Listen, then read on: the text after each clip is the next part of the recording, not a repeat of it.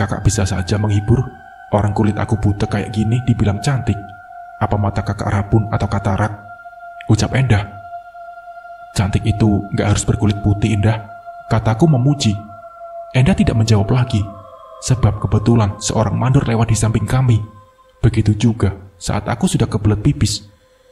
Di saat sudah di deretan toilet yang berjajar, aku ragu untuk membuka pintunya. Dan ternyata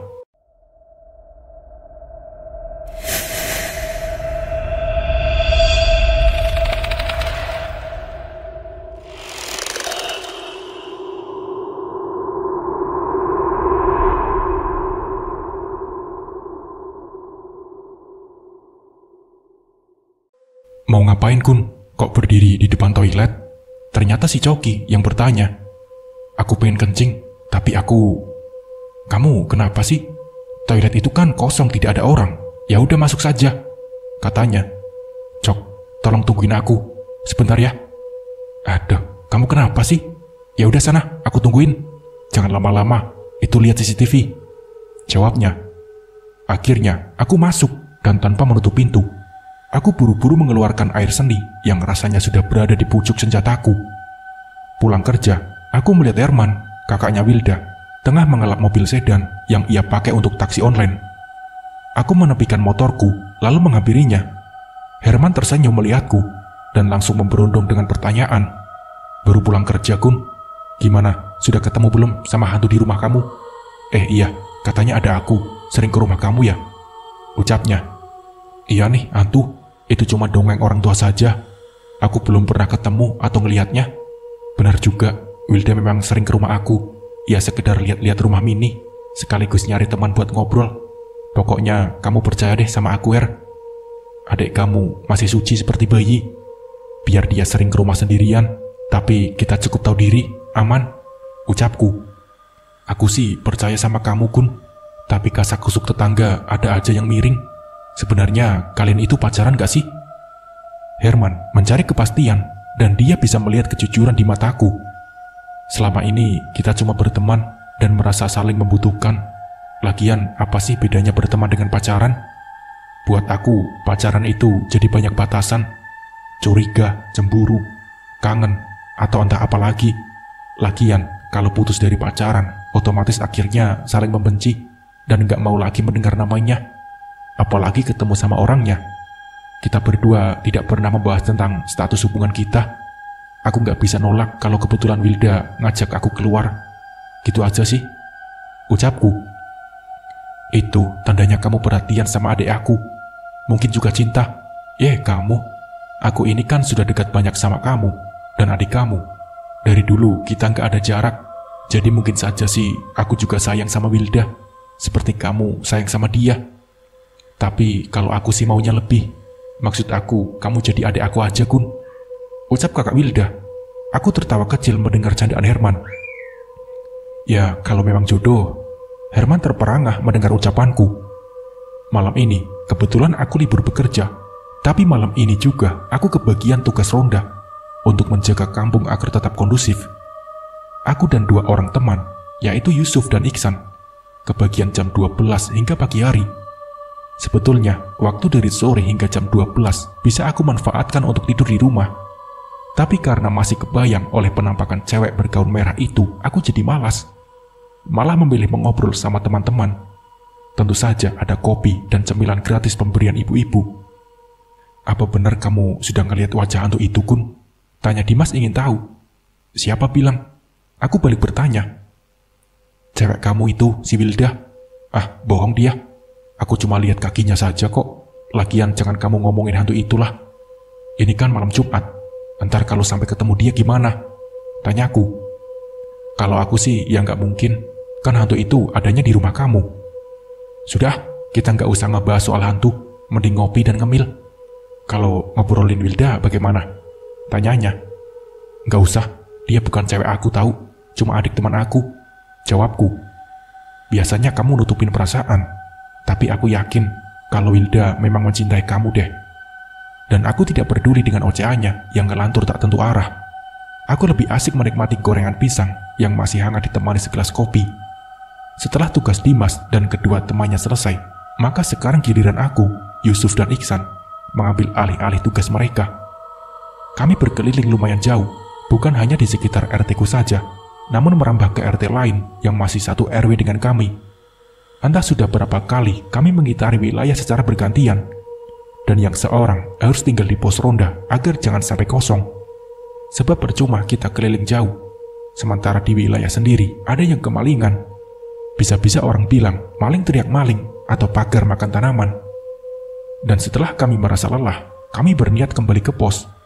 Namun setelah kami tepat berada di depan sebuah rumah yang belum selesai dibangun, Yusuf menarik tanganku agar aku berhenti.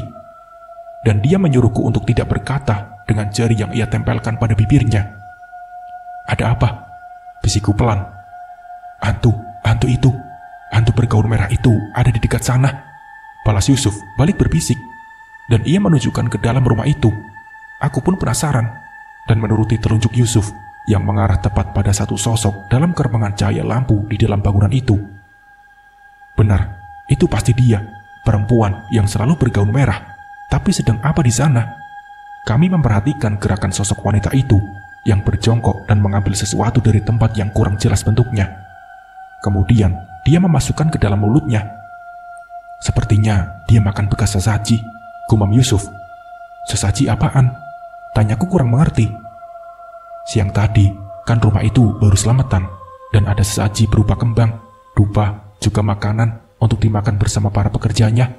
Kalau makanan mungkin sudah habis, dan yang tersisa hanya kembang dan dupa, juga sebatang rokok lisong. Jadi, menurut kamu dia makan?" Belum sempat aku menyelesaikan omonganku, tiba-tiba Yusuf menarik tanganku agar bersembunyi. Dan kami melihat sosok itu mulai beranjak dari tempatnya semula. Dia berjalan memasuki gang kecil yang menuju rumahku. "Ayo kita lihat," ajak Yusuf. "Ya, enggak, aku takut, Suf," jawabku jujur. "Alah, masa sama hantu saja takut? Kita ini makhluk yang sempurna, Gun. Sedangkan hantu itu cuma bayangan doang. Gak ada ceritanya orang dimangsa sama hantu." "Kamu jangan takabur, Suf. Kalau dia gigit gimana?" tanyaku. "Aku cabut giginya," jawab Yusuf. "Tapi kamu saja yang masuk. Kan kamu yang pengen ngeliat dia." "Iya deh, dasar penakut," ucap Yusuf. Sampai di depan rumah, suasana nampak sepi. Semua tetanggaku sudah pada tertidur. Apalagi sekarang malam sudah terlalu jauh beranjak. Aku melihat ke bagian atas balkon rumahku. Tak ada tanda-tanda kalau cewek itu ada di sana. Namun aku malas untuk masuk dan hanya memberikan kunci pintu pada Yusuf. Yusuf membuka pintu lalu masuk ke dalam. Suaranya terdengar lantang, seakan ingin bertemu dengan sosok perempuan itu. "Ayo keluar dan kasih lihat tuh wajah kamu," seru Yusuf. Memang tidak ada jawaban apa-apa, dan sepertinya makhluk itu memang tidak ada di sana. Dan tiba-tiba ada suara gemuruh riuh rendah dari puluhan ekor kucing yang sepertinya dilemparkan ke atap rumahku yang terbuat dari seng gelombang. Aku yang mendengar dari luar saja sudah sangat terkejut. Nyaliku ciut dan aku menyurutkan langkah-langkah dari depan pintu. Aku melihat Yusuf menabrak pintu dan berlari meninggalkan aku. Aku pun pergi menyusul Yusuf tanpa mengunci pintu rumahku. Yusuf langsung menegak sisa kopinya. Kemudian dia berusaha untuk mengatur napasnya yang memburu. Yusuf menengok ke atas untuk mengatur detak jantungnya yang terdengar keras. "Kenapa kamu, Suf?" tanya Ihsan. Heran melihat Yusuf seperti orang yang kosong. Karena tidak ada jawaban dari Yusuf, Ihsan melempar pertanyaannya kepadaku. Lalu aku menceritakan hal yang baru saja kami alami. Dan Ihsan sepertinya terpengaruh juga dengan ceritaku itu. Ia diam 1000 bahasa tanpa bertanya. Serem. Hanya itu yang keluar dari mulut Ihsan. Hampir 1 jam kemudian, barulah Yusuf sudah terlihat normal kembali. Dia menceritakan kejadian yang sebenarnya yang ia lihat di dalam rumahku. Sumpah, aku hampir ngompol di celana waktu pas aku dengar suara puluhan kucing di atas seng. Pas bareng cewek hantu itu turun dari tangga, dia melihat aku sambil menuju ke arah aku.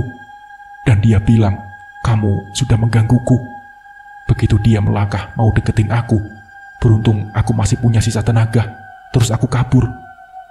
Yusuf bercerita dengan terbata-bata. "Terus sekarang apa kamu masih berani nantangin hantu itu?"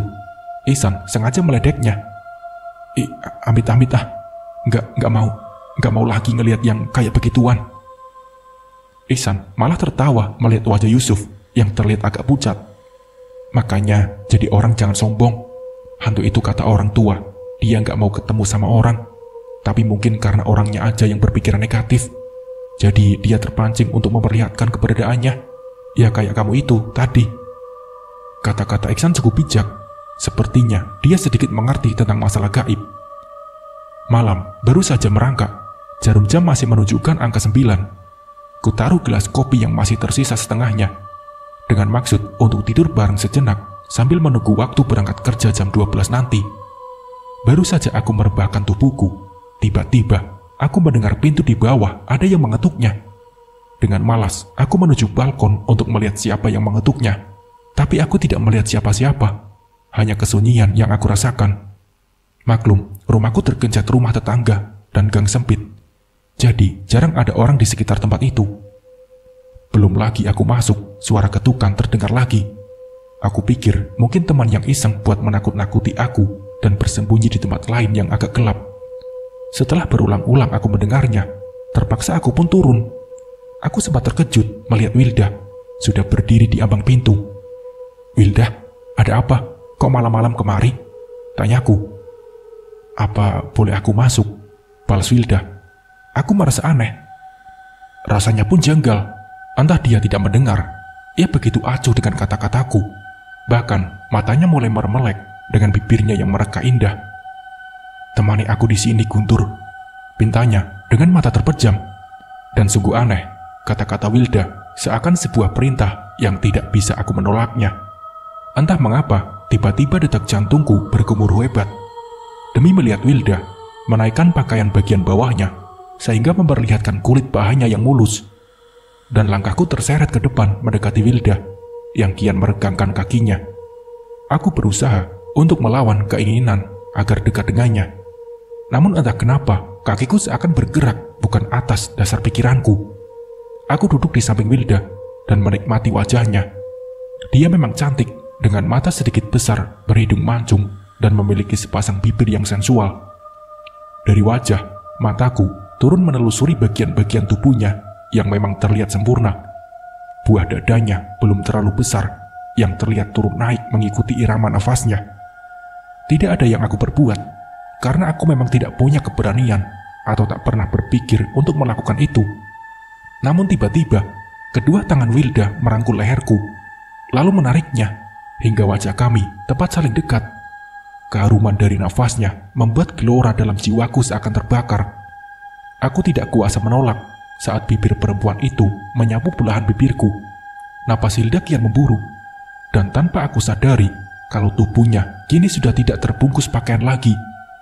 Jari-jari lentiknya bergerak refleks mencopoti kancing bajuku satu persatu. Entah apa yang tengah aku lakukan, aku merasa bingung.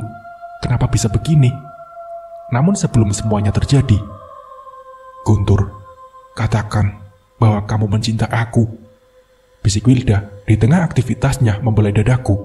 Aku tidak bisa langsung menjawabnya. Aku masih heran kenapa Wilda selalu menyebut dirinya aku. Aku masih merasa heran. "Tak usah banyak tanya. Kamu tinggal bilang bahwa kamu mencintai aku," ucap Wilda. Enggak dah. Aku masih ragu kalau ini adalah diri kamu. Sekarang tolong kamu pulang. Pulang, dak. Sebelum kita semakin jauh melangkah," ucapku. Pulang kamu bilang. "Ini tempatku, Guntur. Sudah puluhan tahun aku tinggal di sini. Aku selalu kesepian, sendirian tanpa teman. Dan setelah kamu tinggal di sini, aku merasa senang dan bahagia." Jadi siapa kamu ini?" kataku agak gemetar. Aku ingat kalau tempat ini dihuni oleh cewek hantu bergaun merah. "Aku memang bukan Wilda.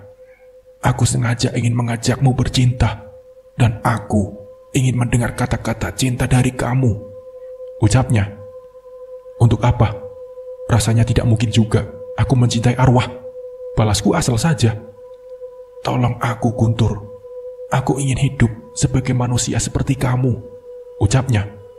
"Menjadi manusia? Apa bisa?" Perempuan itu mengangguk. "Dengan kamu mengatakan cinta padaku, aku akan menjadi manusia. Dan jika kamu menolak, aku akan membuat Wildamu sengsara seumur hidup, ucapnya. Apa maksud kamu? Tanyaku. Kamu bisa lihat nanti. Sekarang pertimbangkan permintaanku, menurut atau menolak. Ini benar-benar gila. Hantu ini ternyata jahat, tidak seperti yang aku dengar dari cerita orang-orang. Aku hanya tertunduk, berpikir apa yang harus aku lakukan. Menuruti permintaannya, mungkin nanti akan banyak masalah. Tapi jika aku menolak, akankah ia akan membuktikan ucapannya? Aku tidak ingin terjadi apa-apa pada diri Wilda. Dia tidak punya salah apapun dengan perempuan ini. Kamu tidak perlu menjawab sekarang. Tapi nanti, jika aku menemui kamu lagi, kamu harus sudah punya satu pilihan. Hantu yang masih berwujud Wilda itu bangkit, masih dalam keadaan tanpa pakaian. Dan anehnya, setelah ia mengambil pakaiannya yang berserakan di kasur, dalam sekejap dia sudah berpakaian, namun bukan seperti pakaian yang biasa dipakai Wilda. Hantu yang bernama Kiara itu sudah kembali dalam wujud aslinya. Ia mengenakan gaun panjang berwarna merah, dengan wajahnya yang pernah aku lihat sebelumnya. Ia membiarkan rambutnya yang panjang terurai, membuat rasa takutku kembali menggerayangi jiwaku. Kenapa kamu ingin menjadi manusia? Tanyaku ingin tahu. Pertanyaan yang bagus. Semasa aku hidup, aku belum pernah mengenal laki-laki. Padahal saat itu, usiaku sudah 16 tahun. Aku berharap ada lelaki yang mencintaiku dengan tulus. Namun itu tak pernah aku dapatkan. Laki-laki yang dekat denganku hanya berpura-pura mencintaiku. Namun ternyata berhati serigala. Dia mencari kesempatan saat keluargaku tak ada di rumah dan aku hanya sendirian. Dia datang bersama seorang temannya. Aku sama sekali tidak berprasangka buruk. Memberinya minum dan cemilan ala kadarnya. Tapi aku tidak menyangka kalau temannya tiba-tiba berdiri dan menyergapku. Tentu saja aku terkejut dan berteriak. Tapi sia-sia. Dengan berpikir aku harus menyelamatkan diri, kakiku bersarang di selangkangan laki-laki itu, sehingga ia yang menjerit dan melepaskan tubuhku. Sampai di situ, arwah Kiara terdiam. Matanya memandang kosong, seakan menembus pada masa lalunya yang kelam. Kemudian, apa yang terjadi? Tanyaku tak sabar. Aku punya kesempatan untuk lari, namun tidak ada pilihan tempat kecuali dapur. Aku bingung. Mengambil pisau ingin melawan atau bunuh diri. Tapi itu tidak mungkin. Mereka pasti akan tetap memperkosaku. Dan pilihan terakhir hanyalah sebuah sumur. Iya, hanya sumur itulah yang dapat menyelamatkan kesucianku dari cengkraman kedua lelaki tersebut. Maka ketika kedua laki-laki itu sudah berhasil mendobrak pintu dapur, tanpa pikir panjang, aku lompat ke dalam sumur itu. Aku mendengar jeritan tertahan lelaki yang aku anggap kekasihku. Tapi itu tidak lama, karena aku tengah berjuang melawan maut. Perlahan tapi pasti tubuhku mulai lemas. Seteguk demi seteguk, mulutku menelan air sumur, hingga perutku terasa kembung, hingga memenuhi tenggorokanku. Arwah Kiara menceritakan nasib tragisnya. Jadi, kamu bunuh diri? Tanyaku. Demi mempertahankan kesucianku, biar bagaimanapun, aku ingin tetap suci sebelum aku mendapatkan seorang suami. Sebaiknya, kamu berangkat kerja. Ingat pesanku, agar kamu menentukan jawabannya nanti. Setelah ia mengucapkan kata itu, dalam sekejap saja, tubuhnya telah lenyap dari hadapanku. Kulihat jam, sudah pukul 11 lebih. Mestinya aku sudah bersiap untuk berangkat. Tapi gara-gara arwah itu, semangatku lenyap begitu saja. Kalau mendengar kisahnya, aku merasa prihatin dengannya. Berarti dia gadis yang teguh dalam pendirian. Prinsipnya lebih baik mati daripada hidup ternoda. Tapi kenapa baru sekarang ini ia menginginkan kata cinta? Atau memang benar kalau selama ini dia hanya tinggal di sini di kamar mandi tua yang kumuh dan penuh lumut? Sehingga akulah laki-laki pertama yang ia temui. Sehingga ia merasa membutuhkan aku. Tapi bagaimana dengan Wilda? Dan tiba-tiba handphoneku berdering dan aku lihat dari Wilda. Halo? Aku mengatakannya. Kamu berangkat belum, Kun? Tanyanya. Belum, kayaknya malas banget aku. Jawabku. Ya udah, kalau kamu tidak berangkat, main aja ke rumah. abang aku lagi pulang ke Bogor. Ah, abang kamu udah punya calon? Tanyaku agak terkejut juga. Aku sendiri belum tahu orangnya, cuma baru dengar saja. Sudah, kamu cepetan kesini, ucap Wilda. Wah, sorry dak, aku tidak berani, kecuali kita ngobrolnya di luar rumah, jawabku. Ya deh, aku tunggu di luar ya. Ini aku bikinkan kopi, ada tempe goreng yang masih hangat. Sudah ya teleponnya, aku tunggu nih, ucap Wilda. Iya, oke, siap, jawabku. Dan malam itu, aku lewati dengan ngobrol asik. Bukan hanya sama Wilda, tapi ada Iksan sama Yusuf, yang kebetulan lihat aku dan Wilda, lalu mereka bergabung. Dari obrolan ini itu, akhirnya aku keceplosan juga ngomongin soal hantu bergaun merah. Hanya saja, aku cepat pasang rem cakram sehingga terpeleset tidak terlalu jauh. Aku hanya bercerita kalau ternyata dia melakukan bunuh diri dengan cara melompat dari sumur. Hebat juga pendirian dia ya. Lebih baik mati daripada menjadi pemuas nafsu lelaki biadab itu. Tapi bagaimana ceritanya? Dia sampai curhat sama kamu, Kun? Tanya Ihsan penasaran. Mungkin dia memang ingin ngasih tahu sama aku, supaya aku tidak takut lagi sama dia. Lagian aku sendiri tidak bisa lari dari dia. Kaki aku kerasa lumpuh. Tapi ya sudah, sekarang mungkin aku emang tidak perlu takut lagi. Malahan harus punya empati sama dia. Terus, kamu apa tidak cemburu kalau Guntur pacaran sama hantu itu, Wilda? Sambung Yusuf memandangi Wilda. Ngapain aku cemburu? Kalau emang Guntur mau, ya nikah saja sama dia.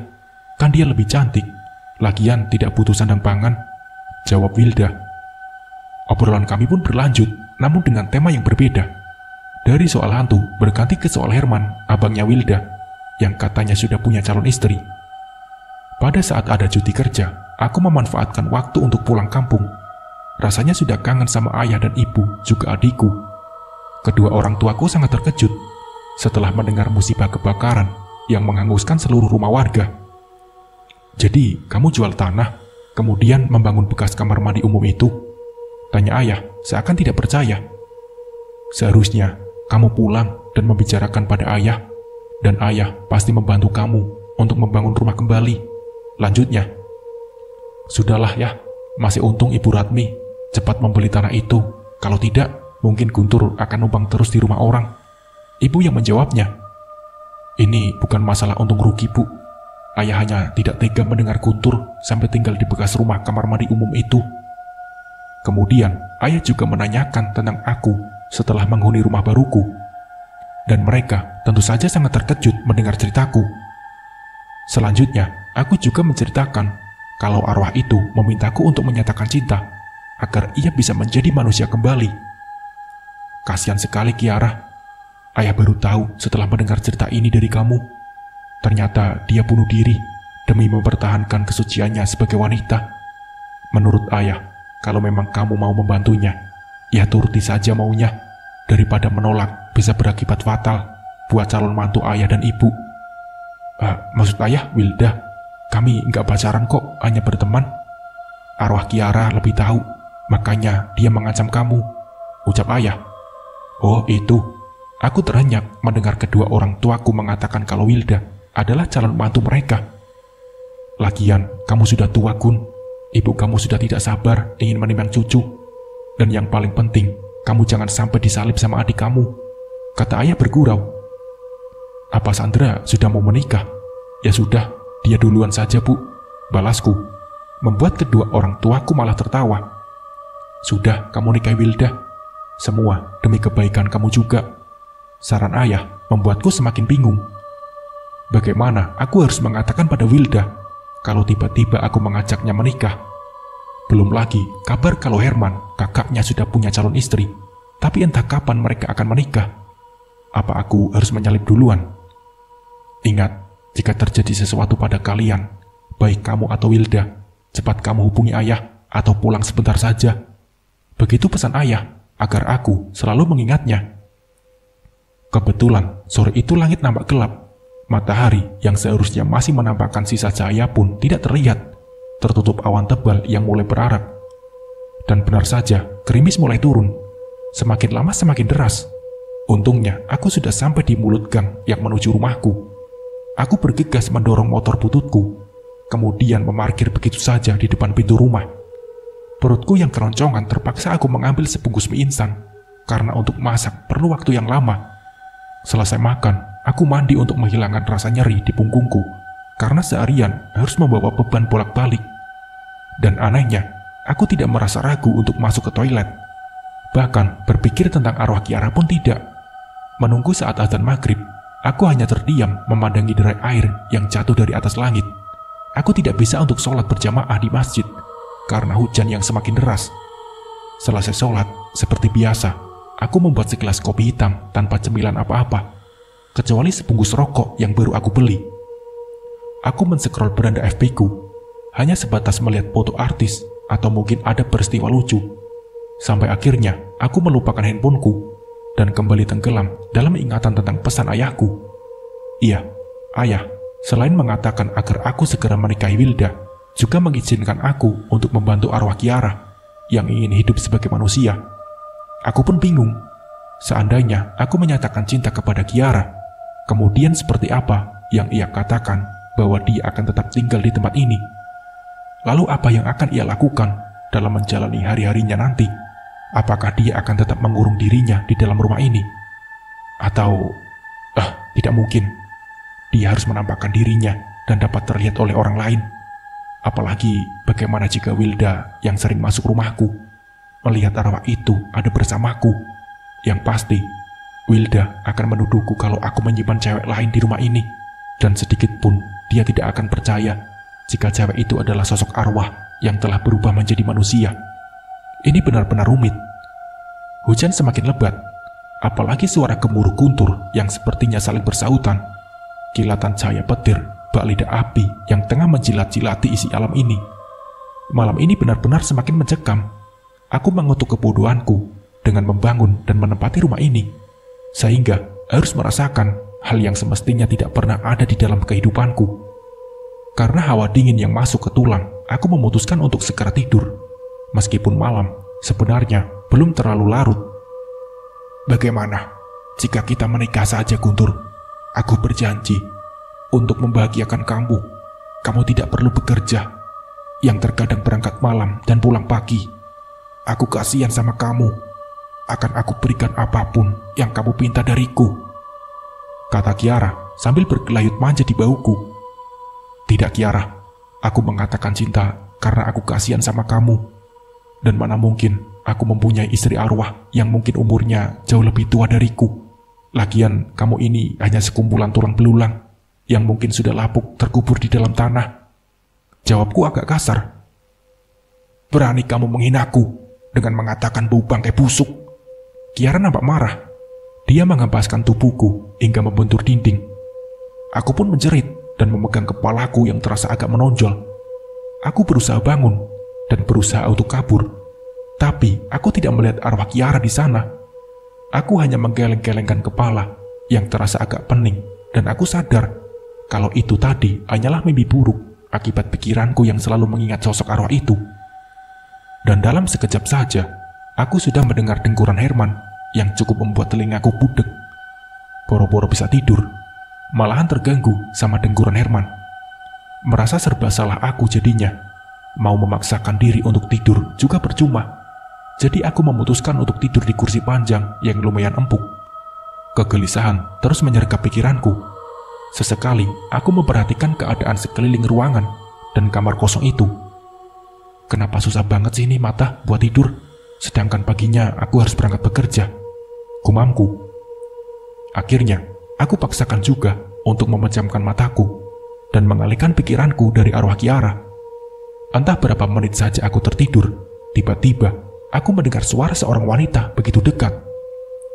Rupanya kamu bersembunyi di sini, Guntur. Percuma kau lari dariku. Itu tidak mungkin. Ucap wanita itu. Suara itu jelas milik Kiara.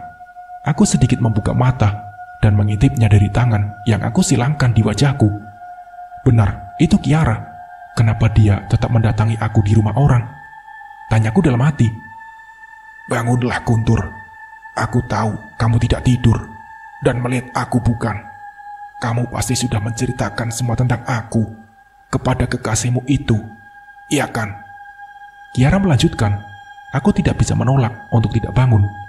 Percuma, karena cewek ini pasti terus-menerus menggangguku. Nah, sebaiknya begitu. Duduk dengan manis di sampingku. Kata-katanya mengandung perintah yang tidak bisa aku bantah. Katakan bahwa kamu mencintai aku. Gampang kan? Aku mencintai kamu. Aku mengucapkan kalimat itu dengan gegap. Begitukah seorang cowok menyatakan cintanya pada kekasihnya? Gagap dan tidak enak didengar. Coba ulangi dengan benar. Aku mengatur nafasku agar detak jantungku tidak terlalu berdebar. Aku mencintai kamu, Kiara. Kata itu meluncur deras, begitu mudah aku ucapkan. Dan selanjutnya, aku sudah tidak lagi melihat sosok Kiara di sampingku. Terima kasih, Guntur. Kamu adalah laki-laki pertama yang mengucapkan kata indah itu. Suara Kiara terdengar agak menjauh.